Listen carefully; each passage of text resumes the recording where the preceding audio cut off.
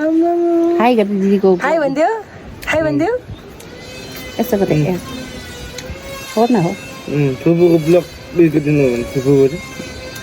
Hi guys त सबैलाई फेरि से मेरो नयाँ ब्लगमा स्वागत छ। त सबैहरू कस्तो हुनुहुन्छ? आई होप सबै सन्चै होला। त आज जान लागेको हो म नागमन्दिर जान्छु। नागमन्दिर भन्दा जहाँ मेरो मम्मीको होटल छ त्यहाँ मम्मी खेती गर्छ। त आज हाम्रो घरबाट 14 किलोमिटर दूरी छ। त हामी जाँदैछु। हेर्नुहोस् दिदी दिदी दिदी के जा के दिदीको उमा गरेर चिनाउँदै आइसक्रिम खिलाएका दिदी नै मेरो के चाहिँ हेलो बोल्दा अनि हेलो बोल्दा मैले चाहिँ नि मलाई खोज्दिनँ म आउँदाखेरि भिडियो बनाएर मैले चाहिँ हेलो भन्दिनँ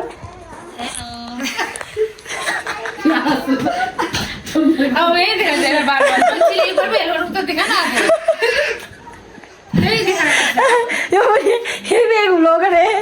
लाइक सब्सक्राइब कर देना पूर्णिमा मजबूत चैनल मोसी का अनि ठिक्कै होटल पुगेपछि मैले जोसँग गफ लाउँदा थियो फेरि भाइ आएछ मामाको सानो छोरा स्कुलबाट आएछ अनि आइसक्रिम खाने अरे अनि फेरि मामाको सानो छोरी सानो मामाको सानो छोरी र ठुलो मामाको सानो छोरा हामी तीनजना आयो आइसक्रिम लिनु लागि दोकानमा जता आइसक्रिम पाउँछ अनि त्यहाँ आइसक्रिम किन्नु लागि चोइस गर्दैछु उनीहरू कौन सा चाहिए जल्दी जल्दी जल्दी जल्दी दोनों निकालो एंड्रू दादा है एंड्रू दादा है ठीक है मोहिम हाथ मत छोड़ो चलो चलो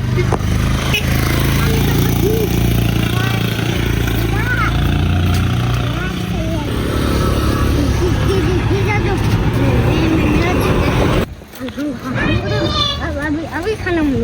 हाँ चल खोला अहिले म घरबाट आएर नागमन्दिर आएको छ मतलब मेरो मम्मीको होटलमा अनि अहिले होटलमा आएर सामान मिलाएर फेरि मम्मीको खेतीमा आएको छ हेर्नुहोस् यो मम्मीको खेती हो टमाटरको मम्मी मम्मीको खेती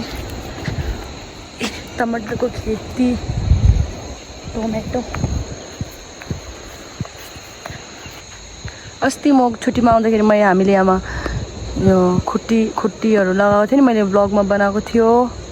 खुट्टी लगाएको छ टमाटर अहिले टोमेटो अहिले निस्किँदैछ सानो सानो छ 1 महिना अब 1 महिनामा सायद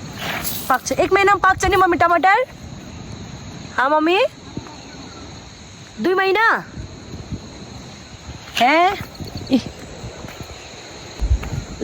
मम्मी को बीन्स सानो सानो बीन्स फर्सी हेर मम्मी र मैजूको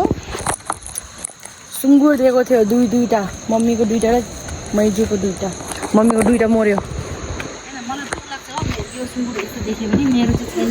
कत्रो भयो हेर्न कत्रो भयो ठुलो भयो हेर्न यत्रो बच्चा मिल्छ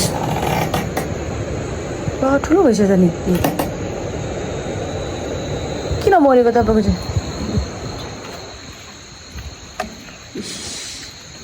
अनि टमाटर त ठुल्ठुलो भइसक्यो कटिङ गर्नुपर्छ कि यसको पर्दैन नि यो अलि पछि लगाएको यो र अब पाक्नु आँट्यो अब 10-15 दिनमा त पाक्छ बाबु कोही त पाकी पका है कीड़ा खाया पका होगा नहीं कोई तो अच्छा है कोई कीड़ा लाग्यो क्या उसमें फिर नीचे भी है ना नीचे का तो फेरि खेतीबाट आएर त्यो चिकन मोमो बनाउन लागि कुखुरा मासु लिनु नै गयो भैयाको दुकानमा यहाँ हमारे भैया है भैया देखो ना भैया कितने महीने के बाद हमको नहीं दिखेगा नाचो चल ठीक है जो बात है भैया थैंक यू सो मच भैया लेके जा रहा हूँ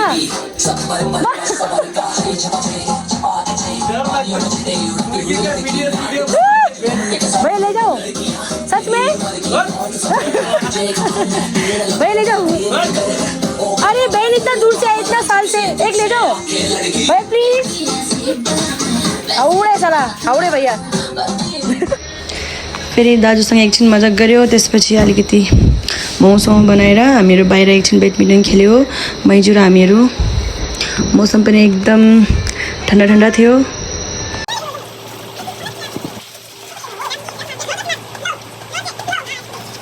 सो आजको दिन त्यसरी गयो मेरो हेर्नुहोस् आजको लागि यति नै तब तकको लागि बाई अनि थ्याङ्क्स फर वाचिङ